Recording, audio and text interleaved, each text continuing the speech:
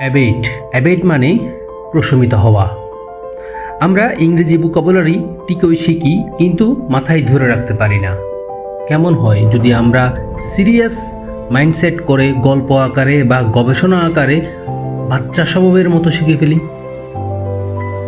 আসুন আমরা অ্যাবেটের সিনোনিম বা সমর্থক শব্দ খুব সহজেই শিখে ফেলি। মিটিগেট মিটিগেট মানে প্রশমিত হওয়া। এই যে আপনার আমার কেরিয়ার থমকে আছে, আমাদের দুঃখটা কি প্রশমিত হবে? মিটিগেট বা অ্যাবেট কোনোটাই হবে না, বা আমাদের দুঃখ সাবসাইড বা কমেও যাবে না। ইংরেজিতে আমরা পিছিয়ে আছি বলেই নিজের দাম দিন দিন ডিমিনিশ হচ্ছে বা কমে যাচ্ছে। ডিমিনিশ মানে হচ্ছে কমে যাওয়া। সময়ের সাথে সাথে কত কিছুই বদলায়, মানুষের ভালোবাসাও ডুইন্ডল বা কমে যায়। ডুইন্ডল মানে হচ্ছে কি কমে যাওয়া। আমরা কি পারি না নিজেদের অলসতা হ্রাস করে বা ডিক্লিন করে পরিবর্তন করতে? তাহলে ডিক্লিন মানে কি? পরিবর্তন করা। আমরা অবশ্যই পারবো, অবশ্যই আমরা পরিবর্তন করতে পারবো। আমাদের মেধা আছে, সময় আছে, শক্তি আছে।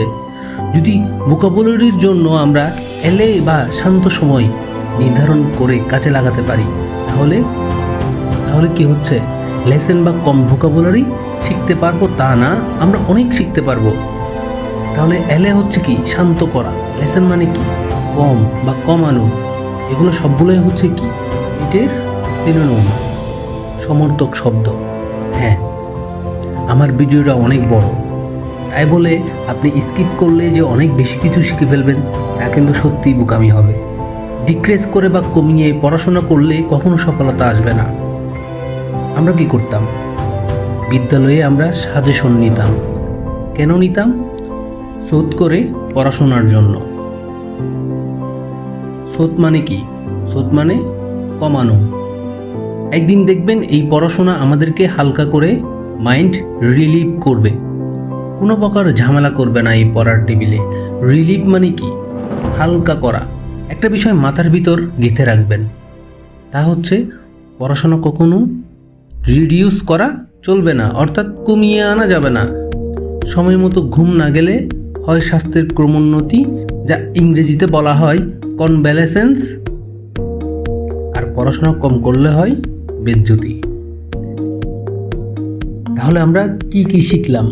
আমরা অ্যাবেটের কিছু সিনোনিম ওয়ার্ড শিখেছি, যা মিটিগেট, সাবসাইড, ডিমিনিশ, ডুইন্ডল, ডিক্লিন, এলে, লেসেন, ডিক্রেস, সুথ, রিলিভ, রিডিউস, কনভ্যালেসেন্স।